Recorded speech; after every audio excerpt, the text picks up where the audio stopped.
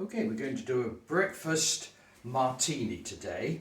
I'm all dressed up because we're having our date night, and it's January 2022, very, very cold. And Putin is being troublesome with the gas, and we know gas prices are going up, so we're all keeping warm and turning the heating off. And on the date night, I'll show you we're doing various recipes from this fellow, Nigel Slater. We've got his onion soup here.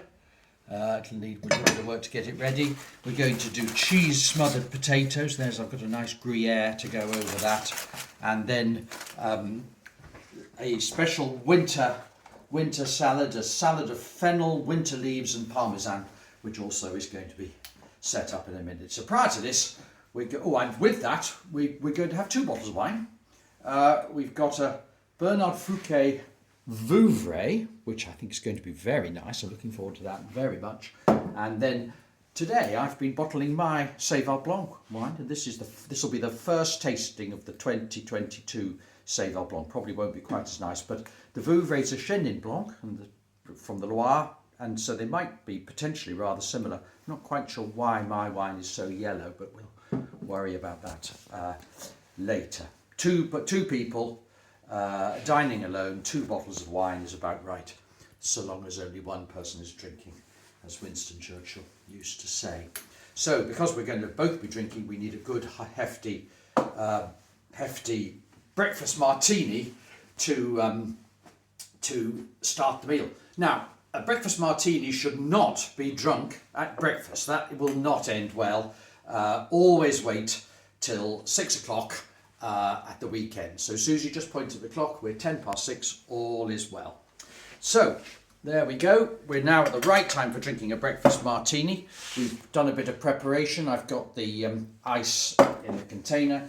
We're going to make it with vodka because Susie is drinking it and she doesn't really get on very well with gin. Now we're going to make large ones, and I'll tell you why. It's not just because we're drinking so little wine, but also we are going to have to float with some toast on it, and we need a bit of space for that because the toast has to be large or else it turns over. So 4 measures, this is 4 measures of vodka. Then I'm going to put a measure of vermouth in. I think I'll put 1 whole measure, so it'll end up 4-1. I think Winston Churchill would approve of that. By the way, I need to get the marmalade in quite early, so that starts to dissolve. Now, I've made homemade marmalade, Mrs. Beaton's recipe, and I've used the ordinary Mrs. Beaton, so 4 pounds of Seville's, 8 pounds of sugar, boiled up and made in the normal way, with the only slight, look, a little bit more in, because I'm worried there's not going to be enough orangey flavour here. But I've got a good set, look at that. And I've added a clove to each. I put about 12 cloves in, and I've got 1 clove in each jar. So this now is in, and I'm going to, give it a good stir just to get the marmalade dissolving. There we go. We'll come back to that in a minute.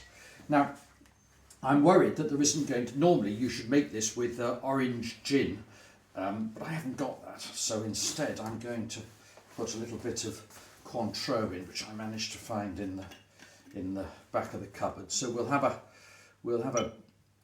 a measure of Cointreau. So that'll give us a bit of genuine orange flavour. I think it'll be all right now. Now give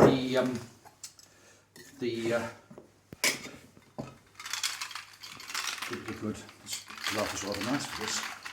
So we give it a good shake and get it good and cold.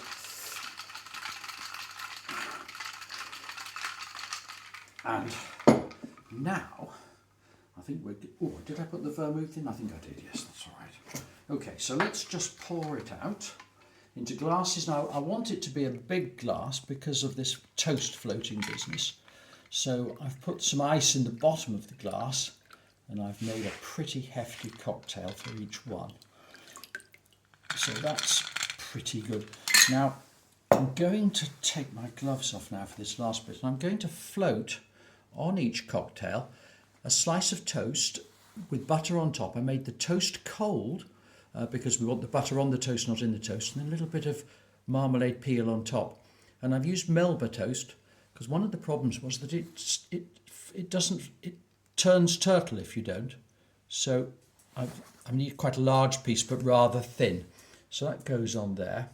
And now we are ready to go. But what we do need is the final refinement is a little tiny bit of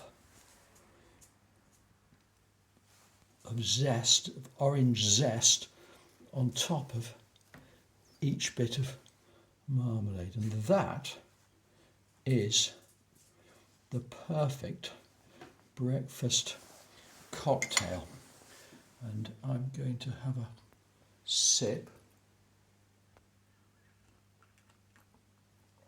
Oh, that's delicious. Now what I'm going to recommend very quickly, I can see it's sinking already, is that we now take the toast and marmalade. And eat it quick.